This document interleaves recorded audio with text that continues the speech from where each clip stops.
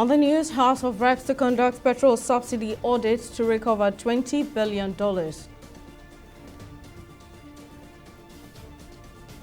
Organized labor protest Ajairo's attack to declare nationwide strike.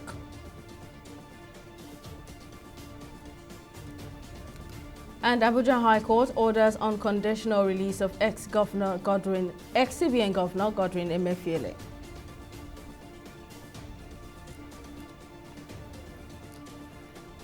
Hello and welcome to News Now on TV 360 Nigeria. I am Simisola Atiku. The House of Representatives is set to conduct a comprehensive audit of petrol subsidy to recover $20 billion. Chairman of the House Committee on Petroleum Resources Downstream, Ikeagwonu Ugochinyere, made this known during an inaugural meeting of the committee in Abuja. According to him, the committee will focus on objectives that could help the federal government to recover revenues in the oil sector. We believe that democratic norms must be fully employed in protecting the interests, safety, and welfare of the people. It is therefore in its quest to execute this function that the Committee on Petroleum Resources Downstream of the House of Representatives is set up to carry out the functions already stated above. I want to assure you all that this committee, under our watch, will ensure that the right thing is done at all times. The Committee on Petroleum Resources Downstream of the 10th House of Representatives is going to be a committee with the interests of the people at heart, and a committee that will put the interests of the nation forward in all its consideration, especially the quest for energy security. This committee will legislate for energy security. This committee will carry out its function in all with high level of professionalism in the petroleum sector. We will focus on economic transformation, accountability, institutional reforms, and revenue recovery and generation, with a specific goal of helping the federal government to recover the over $20 billion revenue from the sector that have not been remitted. The Nigeria Labour Congress NLC and the Trade Union Congress TUC are demanding the probe and removal of the Commissioner of Police at the Imo State Command, Ahmed Bade, for aiding and abetting the brutality and alleged abduction of the Nigeria Labour Congress President Joe Ajaero. Ajaero is alleged to have been blindfolded and beaten to a pulp by the police personnel on the order of the state governor during a proposed peaceful protest in Owerri. At a press briefing on Friday in Abuja, the NLC and TUC made a 6-point demand and further resolved that beginning from Wednesday, November 8, 2023, industrial peace in Nigeria will no longer be guaranteed if the demands aren't complied with. They also added that a joint National Executive Council NEC meeting of the two labor centers will meet to decide on the next course of action. I worry that it has come criminal for workers in Nigeria to gather for a peaceful protest when Section 40 of the Nigeria Constitution and the International Convention like the Universal Declaration of Human Rights, the African Chapter on Human and People's Rights, including ILO Convention 87 and 98, guarantees the right to freedom of association and the right to bargaining collectively. It is more absurd that these infractions will even happen at all and still continue to happen, especially when Nigeria sits as the chairman of the governing board of the ILO. Accordingly, about deteriorating health condition of Comrade Joe Ajaero, our leader, outraged by the bestial treatment meted on him, to workers, including Ajaero, and journalists by the police and the Imo State government. We further resolve that in the event the government failed to comply with any or all the conditions above stated, NLC, TUC, and their affiliates will no longer guarantee industrial peace and harmony in Nigeria beginning Wednesday, 8th of November 2023, while a joint National Executive Council NEC meeting of the two labor centers will meet to decide the next course of action. We find it appropriate to let Nigerians know the sequence of events that leads to going to Imo State for peaceful protest, but which was aborted by police and hoodlum recruited by the state governor. The Senate and the House of Representatives on Thursday passed the 2.17 trillion Naira 2023 Supplementary Appropriation Bill after a third reading. Before the passage of the bill, the Senate adopted the report of the harmonized sittings of both the red and green chambers on the 2023 Supplementary Appropriation Bill as submitted by the chairman of the Appropriations Committee, Senator Solomon Olamilekan of the APC. The bill expeditiously scaled readings in both upper and lower chambers as lawmakers say it was for the benefit of the country. President Balon had written the National Assembly seeking the approval of the sum of 2.17 trillion naira as the 2023 supplementary budget to address labor, wage adjustments, security, and more. Well, joining us to look at the issues around the supplementary budget is Sheye Ajuwon, an economic expert. Thank you very much for joining me, Mr. Sheye. Now, what do you think of the reactions that the supplementary budget has generated? Actually, it's a continuous practice in Nigeria to always have supplementary budgets. And when you look at the situation in the country currently, you will understand why, it is inevitable to have supplementary budget. One of such is the issue of the 35,000 naira palliative that the federal government has approved with all the revenue pause staff of the federal government. That was not in the budget. And because of the situation of things, the federal government have to increase its workers' salary. They are working on that, but while it is taking time, the federal government decided to, give a palliative of 35K each for the next 6 months to cushion the effect of things that are on ground. Not only that, with the new government in place, definitely, there will be some addition here and there to things that are already in the country. There are issues, especially in the area of security that needs to be taken care of. And these are the issues, that call for the supplementary budget. Right. Now, the 2024 budget will soon be submitted by the executive. So what are your ideas on how this business should be handled from the executive to the legislature? Actually, the way to be handled is the way it is laid down in the law, which I believe the government are following. Is once you see that there is need, to make a supplementary budget or the normal annual budget, the executive arm of the government will sit down, harmonize from all the MDAs and, get a budget prepared, which I'm part of the body, because I'm part of the body that normally do training for all the MDAs, parastatals in Nigeria on, the preparation of budget. This year, I don't need to start revealing where I was, but, it's a normal procedure, and I think that procedure is laid down in the Constitution, and that is what the government of the day is also following. All right. Sheye Ajuwon, economist, thank you very much for lending your thoughts. Yes. Moving on, still on the supplementary budget, a community of active citizens tracking the implementation of government projects in their community to ensure service delivery tracker says regardless of the fact that the National Assembly had passed the supplementary budget, it will still go ahead to submit a petition to the Secretary to the federal government on the suspicious line items in the budget.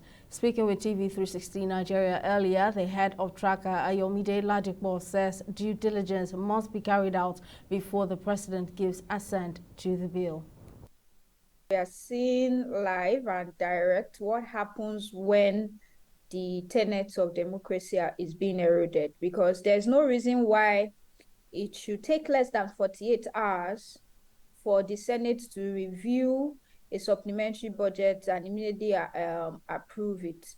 It is something that should have been taking different stakeholders. It should have gone through proper scrutiny. Different stakeholders will chip in. There should be a national discourse, and we should be assured that they have done their job thoroughly before it is passed. So they beat everybody to it. It was not a tracker. They beat the entire nation to it. Everybody was surprised that the Senate could be that fast in approving a budget. And they gave the reason because they felt it was important for the government. Like, the country is not in an emergency or a war. There's no reason why you should be approving a budget in 2 days, especially when the budget contains line items that are very contentious. In as much as there's a lot of frivolous items that people are complaining that we are also clamoring for to be removed, there are quite some projects that have been allocated to regions, to ministries, that needs to be followed up on.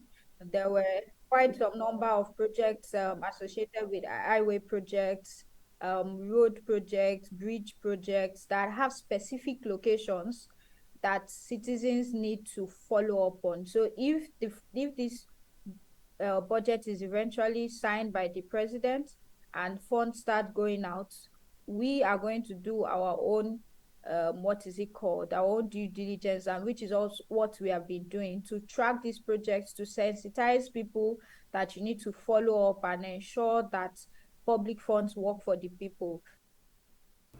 Meanwhile, the chief whip of the Senate, Ali Ndume, has clarified the issue bordering on the controversial presidential yacht said to be worth about 5 billion naira. Ndume made this clarification while speaking on the review of the supplementary budget.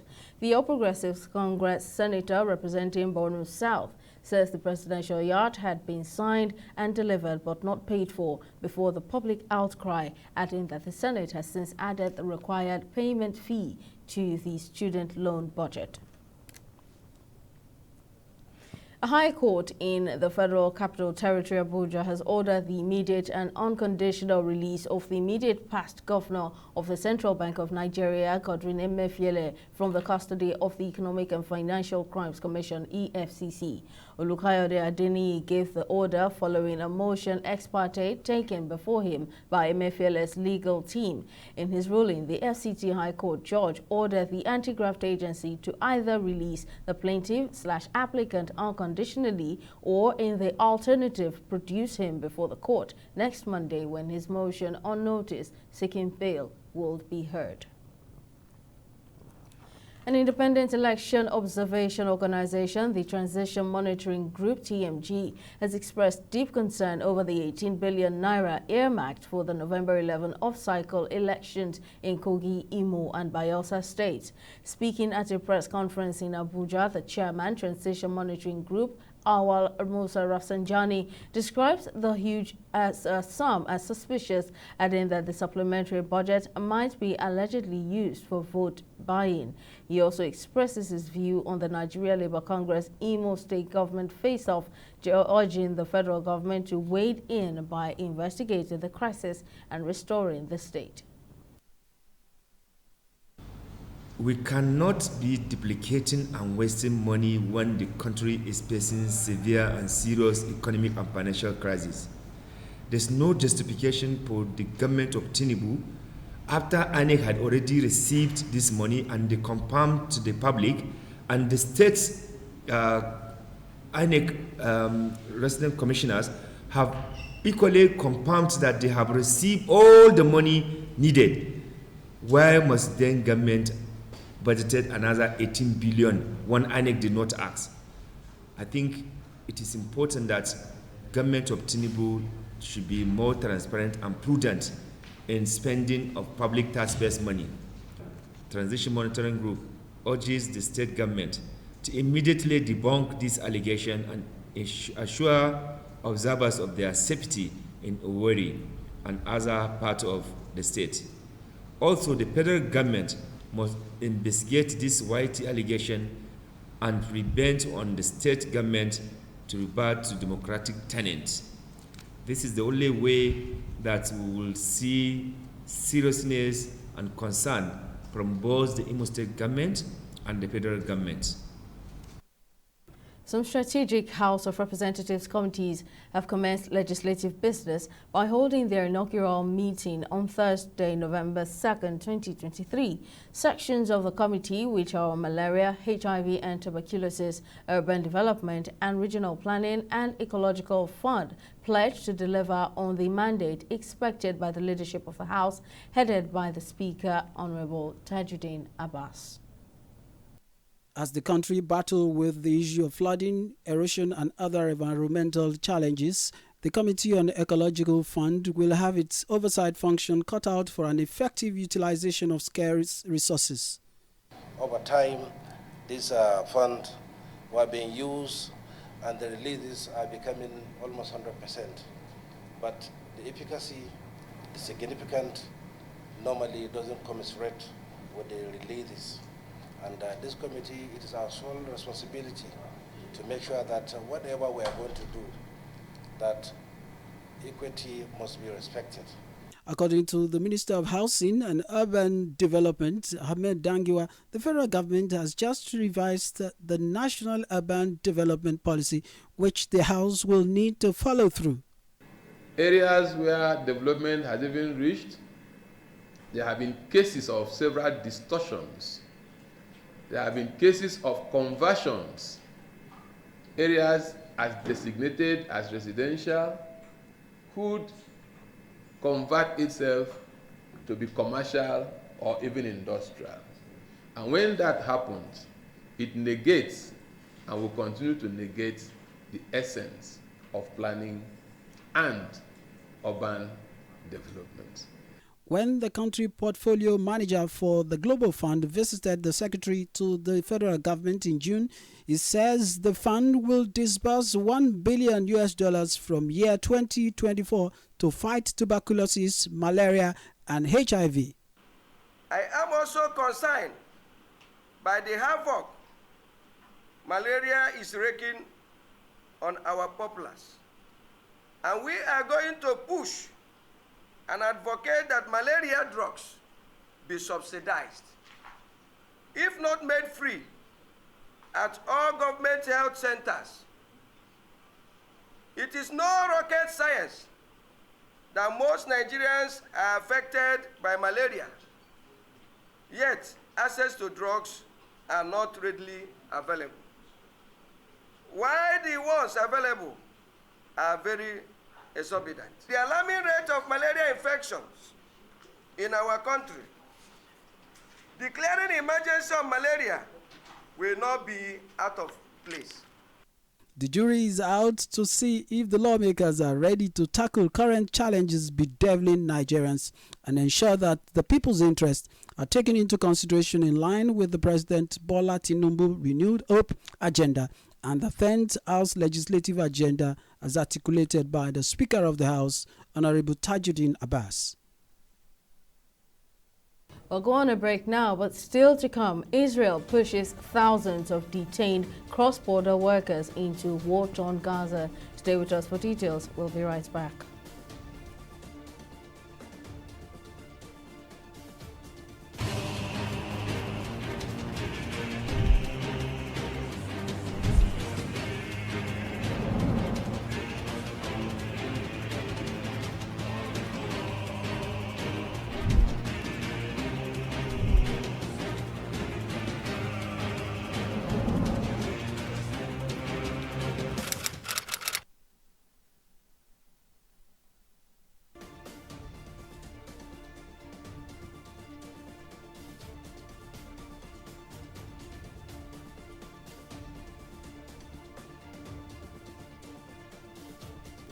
Welcome back. A quick recap of our top stories. The House of Representatives is set to conduct a comprehensive audit of petrol subsidy to recover $20 billion.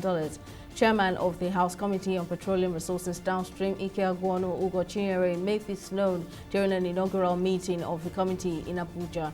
According to him, the committee will focus on objectives that could help the federal government to recover revenues in the oil sector.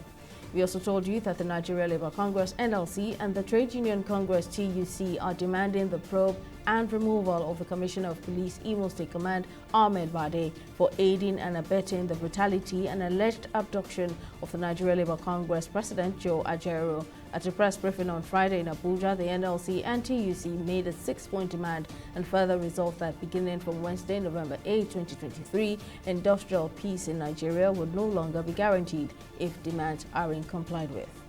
Now, in case you missed any of our news bulletins or for more updates, you can catch us on Limex World TV or log on to our website on www.tv360nigeria.com. You can also follow us on our social media platforms on Twitter, Instagram, and YouTube at TV360 Nigeria, or download on Facebook or at TV360 Online.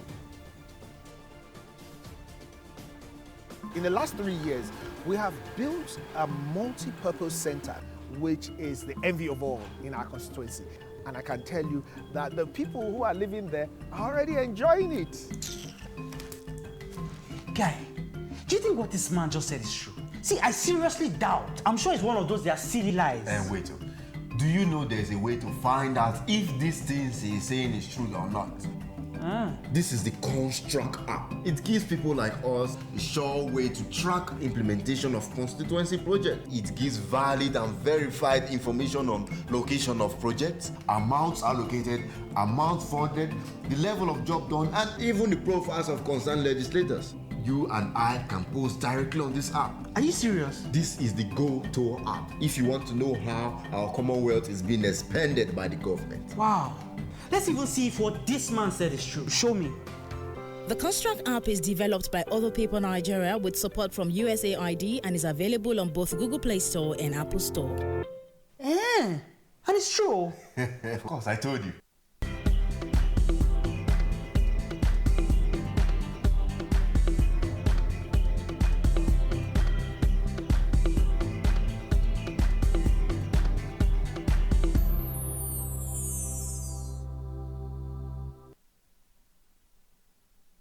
Well, it's now time for business news. Tamilore Akinkwoliye is on standby. Over to you, Tamilore. Hello and welcome to Business News. Following recent positive sentiments around Nigeria's local currency, U.S. multinational financial service firm JP Morgan has urged the federal government and the Central Bank of Nigeria (CBN) to maintain willingness for a greater exchange rate, which is projected to close at 850 Naira at $1 at the end of the year. The firm says this is necessary with the combination of a tighter policy, attractive rate and FX levels to deter the increment of dollars and attract foreign capital into the economy. The firm further added that unifying the various FX windows and eliminating the long-standing list of ineligible transactions helps simplify the FX policy framework, but due to limited FX liquidity in the official market and the fact that Naira isn't a fully convertible currency, some of the FX demand will inevitably find its way to the parallel market. We'll go on a break and be back with stock market reports.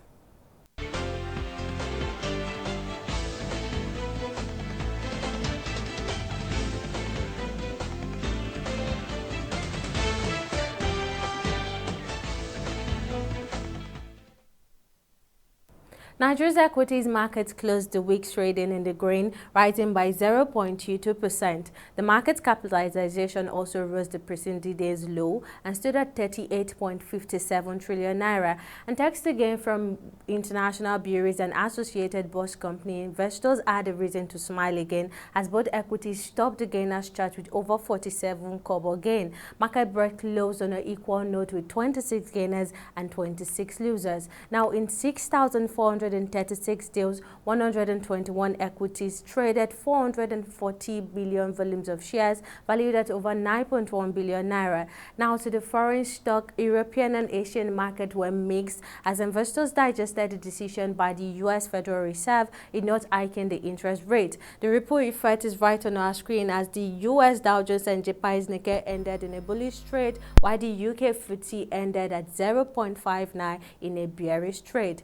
And that's all on business and stock market report.